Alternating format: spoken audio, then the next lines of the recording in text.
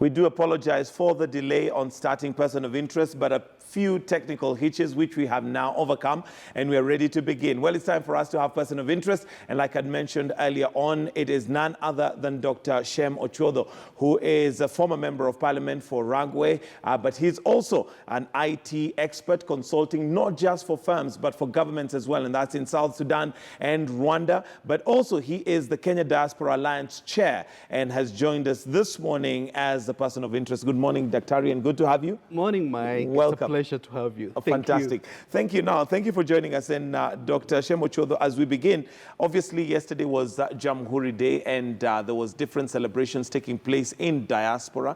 Maybe before we even come to the presidential speech, what are some of the things that maybe Kenyans in diaspora do and engage in as they celebrate Jamhuri Day, or do they forget even that it's Jamhuri Day? We are aware that a number of Kenyan diaspora did celebrate Jamhuri. Various embassies in Pretoria, in Netherlands, in Washington, D.C., and so on and so forth. And we're delighted that that happened, because yesterday was a great day.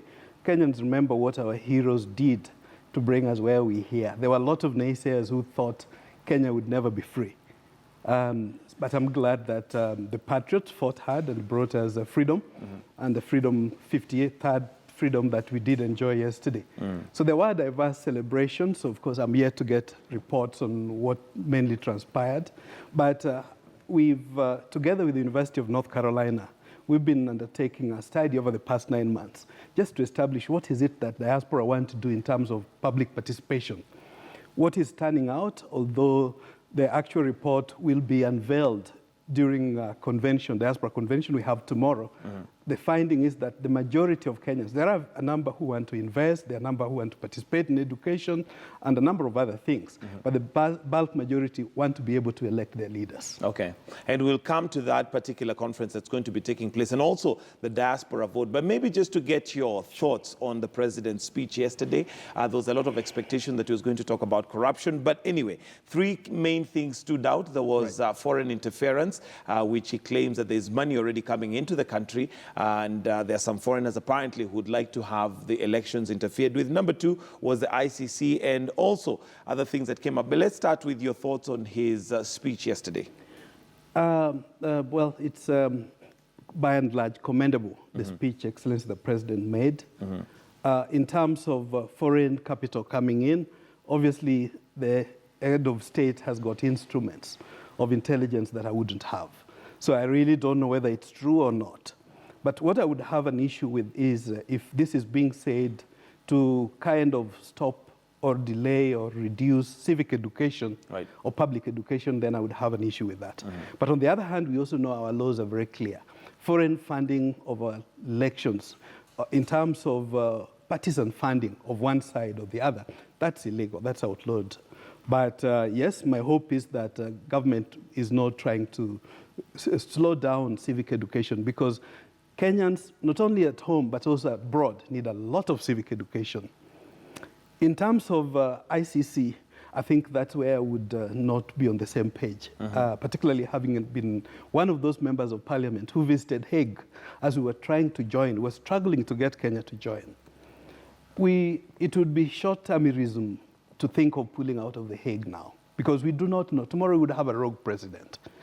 And maybe some of the people who want us to get out of the Hague would be beneficiaries if we continue to be in the ICC. Okay. So to that extent, I think... You would disagree. But and there are valid reasons as to why the president, and not just the president, but several African nations have decided to pull out. One of those, of course, which is staring, being the fact that it looks like the ICC mainly targets Africans. We've not had any, other than Africans, appear. You're extremely right. I think a previous American president should have been taken to the Hague for what happened in a number of other parts, Iraq and so on and so forth.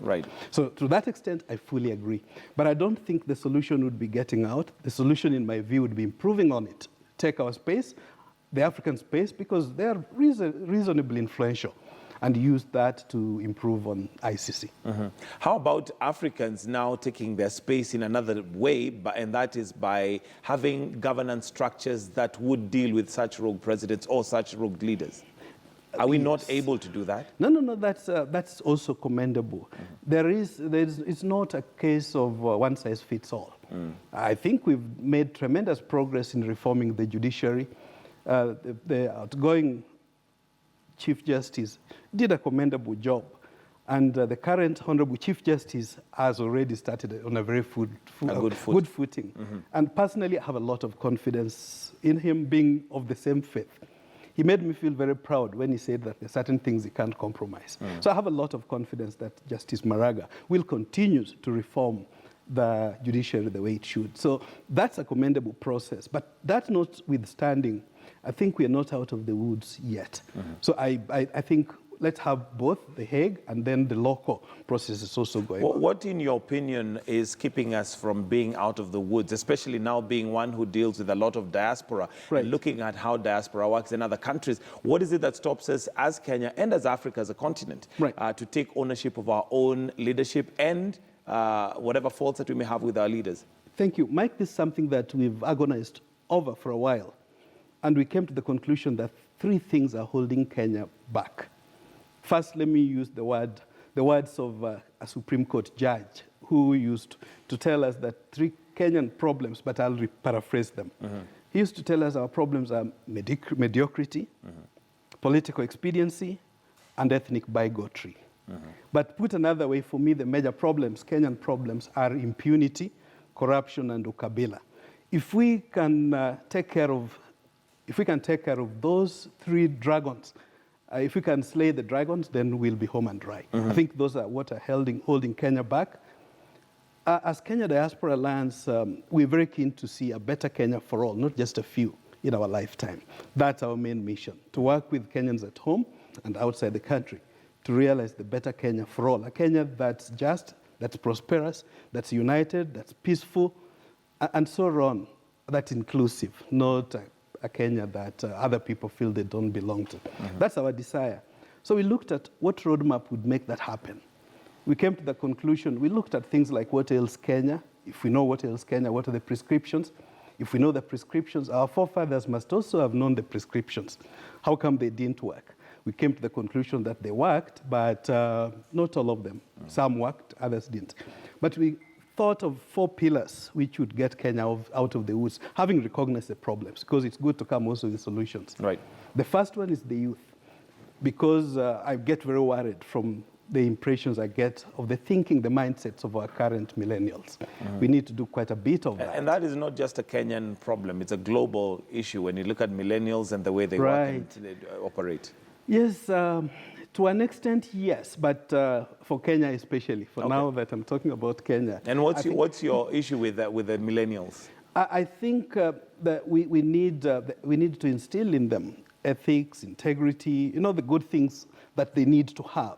They don't just be, I guess, the values. And I'm so glad as Kenya Diaspora Alliance that when the Constitution was being done, we participated, we contributed towards Article 10 of the Constitution, which talks about the national values and principles, as well as Chapter 6, the leadership and integrity aspects. I think quite a lot of those values need to go to our young people, that there is more to life than just money, particularly if it's ill-gotten. So to that extent, youth is the first pillar. The second pillar is civil society loosely, in the sense of professionals, middle class, the clergy, and so on and so forth. There are major planks to getting Kenya to where we should be, because I believe Kenya is a sleeping giant. As it has been called many times. That's right. But we could wake it up, and of course, to give credit, the administration that's in power now, the one that's going out, have done quite a big number of achievements. The freedom, the space that we enjoy today, some of the things that we're able to say on national TV today, we wouldn't have said a number of years back. The same to things like Thika Super Highway. Recently, I was with a friend who's been in New York for 20 years at one of our leading malls, and he said, well, God, this looks like New York.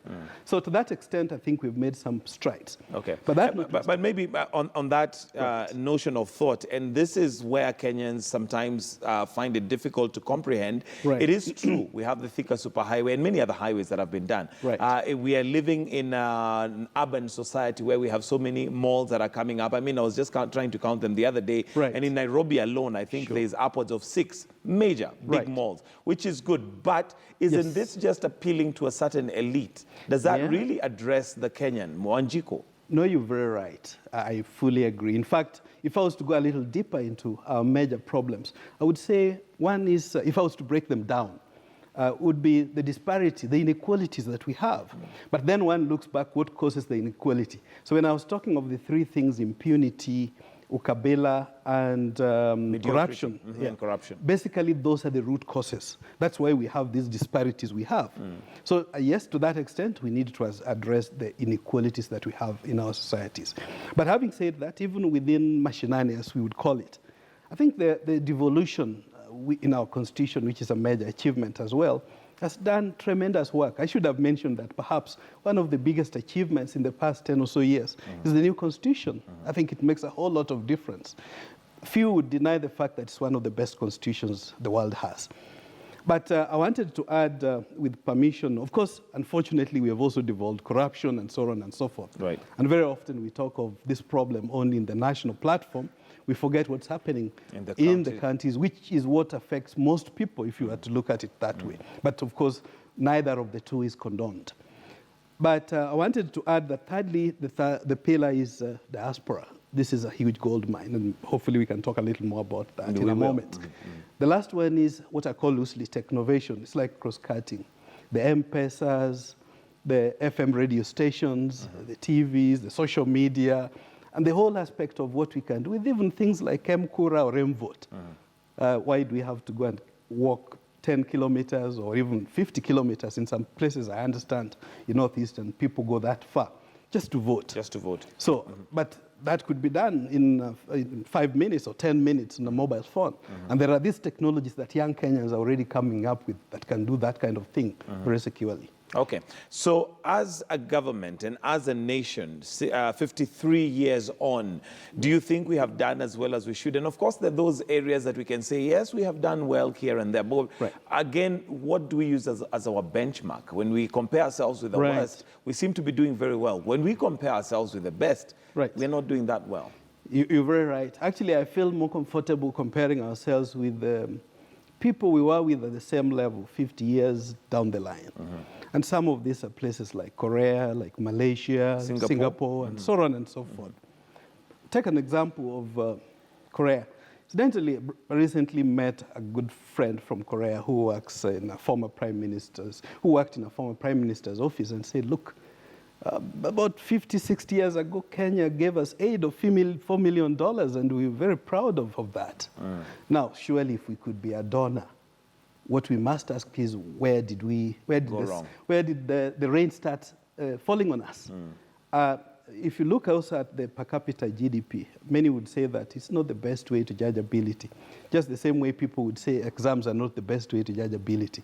But very often it's the only method we have. So the same to per capita GDP. About 50, 60 years ago, we were almost at par. Botswana, Ghana, Malaysia, and so on. But fast track to today, our GDP moved from about $500 per person then, which was where most of these other countries were, to, I think we're a little over 1,000 with rebasing, $1,000 per person per annum. But what has happened to others? Malaysia is already $5,000 per person per annum. So they have looked us about 5 times. Singapore is almost $48,000 per capita.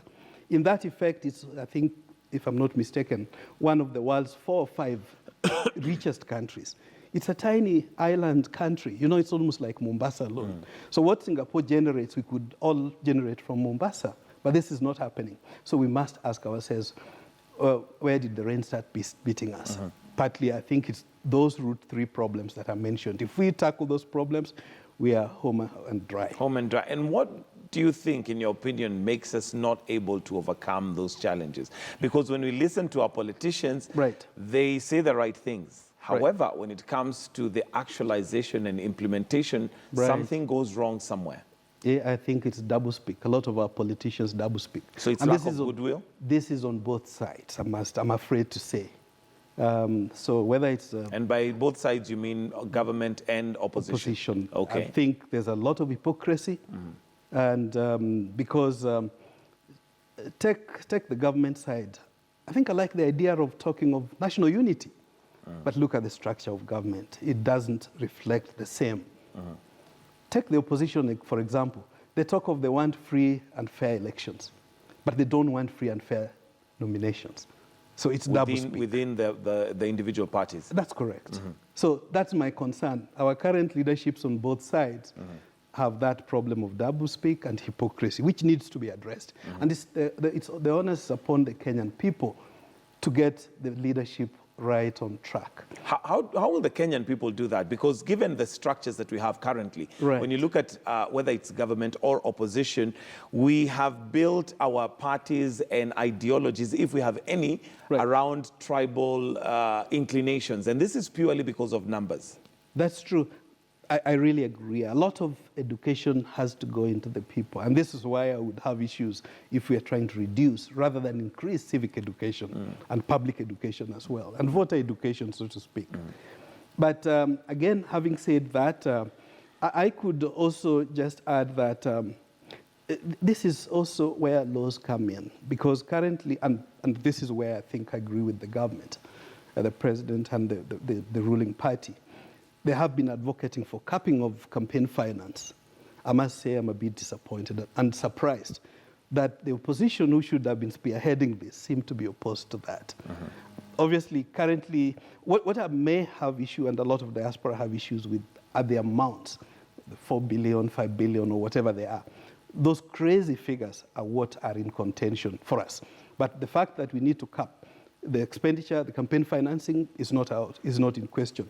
Partly that's what makes people lose it, because we giving handouts to our people and so on. We're not being fair to our citizenry. But remember also, the preamble of the Constitution talks of the power being given back to the people. To the people. I remember sometime last year when I was in the village, as I was living, some of the villagers, they tell me, ukienda Nairobi, tuombee serikali. And then I was saying, but we have a new constitution. It's not the serikali we should be ombaring. Actually, it's the government that should be requesting the people. Right. So I think there is a narrative there that we need to do a lot of education, public education, both within and outside the country. Okay. Let's talk about the importance of diaspora, especially now in regards. I know one of the things that you're pushing for as a chair of people in diaspora is the ability to vote. How far has that gone? I know that the former IIEC, I think it was called, they had already given permission and put structures in place to have those people in diaspora vote, but that still has not been realized. Yes, to an extent it hasn't. Part of this started when the late Samuel Kivuitu was still in power with ECK, the Electoral Commission of Kenya. Strangely, when we were asking him to allow diaspora to vote, he did tell us, look, you guys, take me to court, sue me if you want to vote. And initially we thought he was joking. But later we understood him. He was saying, look, I need the tools. I don't have the tools to enable you people to vote. Only Parliament can give me the tools and the means to enable you to vote. So the year 2010, we went to court for diaspora to vote in the referendum. Honorable Justice Kantai did rule against voting, but we were happy with the ruling because he said it's only 2 weeks to the referendum. Short of postponing, you wouldn't be able to be registered to vote. And of course, we had not prayed for postponement of the referendum, but we really had wanted to be part of a momentous experience of determining our new constitution. So we had some other ways of submitting our views and so on, a lot of which were taken on board by the committee of experts. So to that extent, we were happy. But Justice Kantai did direct IIC at the time that in future, they must make preparations early enough for diaspora to vote. Unfortunately, this was not to become 2012. So 2011, We started this time lobbying early, and we lobbied everybody, who was who, so that diaspora could be registered to vote. When we realized that wasn't working, we were compelled to go to court. We said this time we want to go to court early. Unfortunately, the court that time wasn't very favorable. They ruled against us on the premise that we'd gone to court too early. Why don't we wait? How can you claim to be excluded before the registration and the voting takes place? But we knew it was more a term buying ploy. So, well, as it were, in 2013, there is a misnomer. Some say that diaspora in the East African region voted, which really was a sham. Personally, I live in Juba. To travel to Nairobi trying to register, I found that week the registration had just closed. That evening I got into town. I was just about 5 minutes late. I wasn't allowed to register. So I had to go to Kampala because diaspora had 1 more week to register. So when I went to Kampala, I found 99% of eligible voters being chased away, that they couldn't be what registered. Was the reason? The reason IBC had come with a very strange rule, which was unconstitutional in our view, that people in the diaspora must have passports, regular passports. That's normally that's the norm. But that's particularly true for those who go to distant diaspora, far-flung places, to Not Malaysia. Within East Africa. Within East Africa, what we call the Ongata-Rongai diaspora. Those who go to the neighborhood Yes. and so on. Basically, they just use national IDs. They have passports, what you call temporary passports. They're still a passport, but they're not the regular passports. And more so within the EAC, of course, we know people now travel with the national ID. But what does the law say? The law says you're a citizen by identification, either a regular passport, valid passport for that matter, or a national ID. And those are the documents you need to be registered to vote. So when I was in Kampala and saw 99% being chased away, that obviously was not right. It was a worrying. So to that extent, we missed the voting. But unhappy with it, we appealed after the elections. We are very happy that the Court of Appeal ruled in our favor. IBC wasn't so pleased with it. They counter-appealed. We were not so amused. But we're also happy that Supreme Court in May last year ruled in our favor that we need to vote. But of course, the infrastructure is yet to be put in place. And we do encourage, and I must commend in this regard the CEO of IBC. In as much as we've been battling in court, there is a new dawn. We're talking, which is what we've been wanting over the past 10 years, right. But never happened. But that's not to say everything is perfect. Okay. We'll come to the conference that is starting off. Is it tomorrow? Yes. Of people in diaspora. But let me take a call from Jack Owino, who's an aspiring senator in Nairobi. Good morning, Jack. Thank you for calling and to your comment or question. Jack Owino? Yes, my question goes direct to my brother. He has talked about free and fair election. Hello? Yeah, we can hear you. Go ahead. Free and fair elections. He has talked about free and fair election, especially with the CORD. He has talked about that CORD wants free and fair election, but they don't want free and fair nomination. This happened especially in Luenyanza. Okay. As a learned friend, someone I've known for a long time, Mr. Chudo, kindly, please tell us what plans do you have for Nyanza, since you know that this is happening in Luenyanza. What plans have you put in place to avoid this? Thank you so much. Thank you. Thank you very much, Jack Owino. Yes. An aspiring senator in Nairobi County. So, Mheshimiwa, what plans do you have? Well, thank you very much, Mheshimiwa Senator. I think Mheshimiwa Owino is just confirming what I was saying. Some would fear to talk about it, but that's the real truth. That an election can only be free, credible, and fair if the entire chain from the beginning to the end Right are free and fair. So obviously it's not me who comes with mechanism to ensure that people in Nyanza also realize the benefits. And I should say it's probably not only Nyanza, even Central.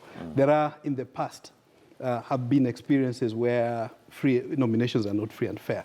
And in this regard, I must give special compliment to my former colleague and boss, the President Kibaki, I remember I didn't believe when he sacrificed Mheshimiwa Amatu Wamai, because we worked very closely to bring about the NAC revolution. But the fact that he was prepared to do that, that's statesmanship. That was goodwill Yes, from his part. That's right. Okay. And I think there has been also similar improvement. The kind of interference in nomination that happens in the opposition, I wouldn't compare with what happens in the government side. So that's why I was pointing that out. But yes, we need to do this cross-board. I believe that there are about 100 ways, different ways to rig an election. From already, in my view, rigging is happening now because there is premature campaigns. Both sides are already campaigning, yet mature campaigns, early campaigns is not allowed in the law. So that's where rigging begins. But of course, we don't have time to go into the 100 different ways to rig and different ways to stop rigging. But my hope would be that despite assurances that the populace get almost every 5 years, they're told this year we'll not impose any candidate. But every 5 years, we know this just happens. So now, the diaspora has a huge voice. I mean, we're talking about 15%, according to the statistics and the figures given. What are you doing? And maybe that's what Owino wants to know. And just not in Luo Nyanza, because I believe diaspora is not just looking at a regions. It's looking at Kenya as a whole. Absolutely. What is diaspora doing? I'm glad you mentioned that, Mike. I would perhaps have begun with an election that deliberately disenfranchises 15%. Deliberately and structurally disenfranchise 15% of eligible voters. Can it, under any circumstance, be credible, free, and fair? My answer is no. Meaning, strictly speaking, all the elections we have had, because 15% of the populace, eligible voting population, I will say eligible voting population because there's the estimate of 3 million Kenyans abroad. This has been said for the past 10 years. One wonders, are they not procreating? Are there no more people migrating? We think the number could be closer to about 4 million. And most of them are of voting age. Even the students who go out for further studies, most of them are adults in terms of 18 years and above. So 15%. So the fact that they have in the past been left out is not fair. We were glad 2 years ago, Ipsos Innovate did a survey to establish whether Kenyans want diaspora to vote or not. If their methods were right, they came up with the result that 85% of Kenyans want diaspora to vote. So to that extent, we welcome the fact that diaspora will be voting, hopefully materially for the first time this year. But I must also mention the importance of diaspora is not just in the numbers, but the numbers are key. 3 million, let's assume that we even had just 2 million voting, could be a swing vote, so it could determine who wins.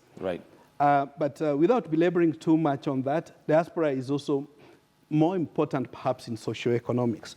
Diaspora remit into our country are whooping $2 billion every year. And that's what is recorded. There could be a lot more that comes in unrecorded. Thank you, Mike. Actually, according to the central bank, it's $1.6 billion. The World Bank says for every dollar that's recorded, because the CBK relies on commercial banks, that there's a dollar that's not recorded, unofficial, either coming through awalas or coming through people carrying cash in their pockets and so on and so forth. So the World Bank says it's double that amount. So it would be roughly about 3 billion if we were to go by the World Bank figures. But in our case at KDA, we use almost something between. That's why we say $2 billion which is 200 billion Kenya shillings per year. It's about 10% of our annual national budget. And I should say, from the information that we have, in a good year, without lowering the import of tourism, it brings $700 million. Now, that's about a third, although we say wrongly that is the highest forex earner. And you remember, Mike, when there are travel advisories issued, tourism goes down. The strange thing is that diaspora remittances go up when there is trouble, because instead of sending 80 bob for mama to buy a packet of unga, you send maybe 100 or 120 bob for that to happen. And this is confirmed by records with the CBK. Over the past 10 years, perhaps one of the very few, if not the only sector, which has seen 2-digit growth every year has been diaspora remittances. In fact, we have made an official proposition to government that if it's willing to work with diaspora, and this is our key thing, and this is the main theme of the conference we're having from tomorrow, how do we double this $2 billion to $4 or $5 billion a year? Because this can be done. And what convinces us it can be done is the case of Philippines. Philippines has got 10 million diaspora, and they're remitting to Philippines a whooping $40 billion every year. Hold that thought, because I want to take a call from Levis Wandolo, and he's calling from Rongo, but I wanted to talk about the conference after this before we wind up. And Levis Wandolo, thank you for calling, and straight to your question or comment, sir. Good morning. Morning to you.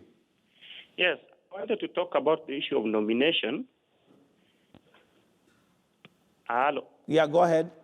Yes, nominations and being rigged and all that Okay. we talked about. To me, I think the people standing for elections have got ways of telling voters politely that they have been defeated. Okay. For example, if you are defeated in nominations or if you allege you have been rigged in and people wanted you, by some days back, we still had the option of switching parties, and people switched. Dr. Chuodo there switched, and still it was rejected. So this issue of nominations being rigged as the reason why we are not having good leaders is neither here nor there. I urge everyone who wants to stand for elections to tell the voters what they stand for, to stand for elections in whichever party if they are popular so that they are elected. But the issue of saying that, for example, Luo Nyanza is rigging elections, that is not there. We don't elect parties because we elect leaders. So I urge Dr. Chuodo and even the voter who just spoke some times back to try another party so that we see if their leaders will elect them. All right. Thank you very much, Levis Wandolo. Let me also take a call from Abdrahman from Garissa. Good morning, Abdrahman. To your comment, please. Good morning. Morning to you. Yeah, I wanted to ask a question. Currently, if we look at the nature of the politics in Kenya, it's as if our politics is actually inclined towards tribe and clan basis. Okay. I wanted to inquire whether this trend really can be removed from the system, because if a Kenyan goes to America or he goes to Western countries, he is going to drop his clan. He will just claim he's an American or he's a Briton. But when he's here in Kenya, he goes back to his tribal cocoon. So I don't know how that one can really be removed from the system, because it's actually an impeding situation in Kenya as far as democracy is concerned. All right. Thank you, Abdrahman. It's good we have the chair for the Kenya Diaspora Alliance there, so he's I'm sure, well and able to answer your question. Thank you very much for your calls. Now, let's start with Levis, who says that the nominations are neither here nor there because as Kenyans, we vote for individuals, not a party. Is that true? I think most Kenyans would agree that's not true. Not just for Nyanza, but Central. Those seem to be the two major places where this happens a lot. And of course, case in point would even be somebody like Martha Karua, who initially had said should not support the president, but now is because the people of Gishugu have there it goes. But perhaps the most prophilic case would be that of the late Honorable Joseph Kamotho, God rest his peace. He said, I think it was Kangema, that people would have elected anyone, even a dog. If I'm paraphrasing, if I remember correctly, and that was on record. But I think much of this is captured in my book, The Dawn of a Rainbow, which, among other things, captures how I was rigged in the elections the year 2002. So you speak from experience. So this is documented from experience, and I want to encourage Levi to capture a copy of the book. It's in the bookshops, and look at it if he wants to get the details. I won the nominations, and I was in Oma Bay Town, which was part of my constituency. And then by midnight, as we are celebrating, we hear over the radio that I've been knocked out by the party. It was a whole drama. Almost every 5 minutes, IBC, then I think it was ECK, was removing out my name. 10 minutes is put back. 10 minutes again is removed. That's not the kind of what we call, that's what we don't expect of what we call a free and fair nomination. So I would say more. I know I don't have time, but there are many people in Nyanza and other parts of the country who know that nominations can't be true and fair, particularly when you are rigged out. And of course, who doesn't know about the the 3-piece talk? I mean, I don't know which country this Levis lives in if he claims that people vote any party. I do know there are exceptions, like in Migori. I know it's true the governor was elected on another party, but the same governor is now back on the party that the majority of the people are in. But this is the wrong way, in my view, to do politics. What I would prefer is a politics that's issues-based. And I want to give Kenyans confidence. It may not happen next year, but it will happen. It may be another 10, 30 years. Eventually, that's what people like myself and others are determined to bring issues-based. Okay, now because of time, let's talk about the conference which is starting tomorrow. What is that conference all about? Thank you. The conference is addressing a number of issues. In fact, one of it is what Abdul was talking about, the issue of Ukabila. It's true. When we are outside the country, very often people don't say too much where they come from. We like Kenyans. Look at what our athletes, for example, as sports people have been doing. Really commendable. But yes, I must accept, even within the diaspora, there are the problems one would talk about back home here. But it's not as pronounced. And as Kenya Diaspora Alliance, we're trying to address it.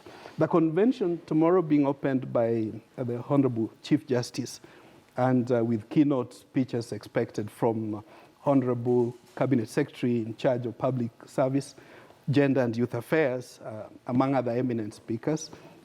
We will be, the theme is diaspora voting and youth empowerment. But especially we'll be addressing 4 issues. The first two have mentioned, but there are also 2 other issues that we'll be addressing. One is diaspora investments.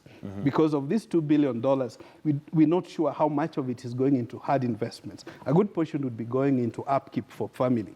We want to see how much more of that can go into hard investments and savings.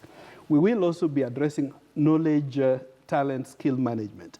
A number of our professors, we have 3 vice chancellors, for example, confirmed will be among the eminent speakers, including the CEOs of HELB, CEO of National Research Funds, and so on, who will be. And we also have their counterparts, Kenyan professors and engineers from outside. One of the interesting projects that we'll be presenting, probably the largest among the diaspora, is Kenya University Project, coming out of Boston area, where they are intending to put up a technology university in Taita Taveta. Already 300 acres of land have been secured in partnership with the county government there, for which we are grateful. The idea is to put that technology university like almost Konza City. And I must say one of our guest speakers will be CEO of Konza City. Our premise here is that within the KUP, even just within Boston area alone, more than 60 professors, Kenyan professors, doctors, engineers, journalists, professionals, and so on have signed up who would be willing to offer courses, either take 1 or 2 years sabbatical to come to Taita Taveta to teach, or do the same through video link. So these are the kind of things that we're doing. And we are saying, look, if just out of Boston alone we have 60 of them, you can imagine how many within the Massachusetts state and the other 51 states of the US and the rest of the world. There's a huge potential. So these are the things we are going to talk about at the conference, the convention, which will be at Catholic University Auditorium tomorrow. All right. Now, what's the main objective of having this conference in Kenya? What are you bringing together? Thank you. The main objective is to deepen the partnerships, the collaboration between the Kenyan professionals or business people at home, as well as those outside. So we have youth people, the Youth Fund, CEO, and so on will be coming, and a number of the participants will be young people. A number of Kenyan youth are children outside. Some don't even speak Swahili. So we need to induct them into our culture, and this is one way to build that bridge. But there's much more. We also have CEOs, particularly from the real estate and technology sectors, electrics, housing finance, and so on, the property show, and so on. The CEOs will be part of this ecosystem. And again, the idea is to build bridges. How do we do more of business between Kenya and the outside world? All right. Dr. Shem Ochodho, will have to wind up right there because of time. Thank you very much for joining us. And, letting us know what the Kenya Alliance of Diaspora is doing. And that's where we wind up, our segment of Person of Interest. Like I mentioned, it is none other than Dr. Shem Ochodho, who is the chair of the Kenya Diaspora Alliance. We'll take a short break right here on KTN News. We've got some news updates coming up, but on KTN Home, today is Artistic Tuesday, and Wikali and Aisha are going to be hosting you. And this morning, they're featuring Red Fourth Chorus. It's Artistic Tuesday on KTN Home, but here on KTN News, we've got some news updates. Later on KTN News, we'll also be looking at your money, so don't go away.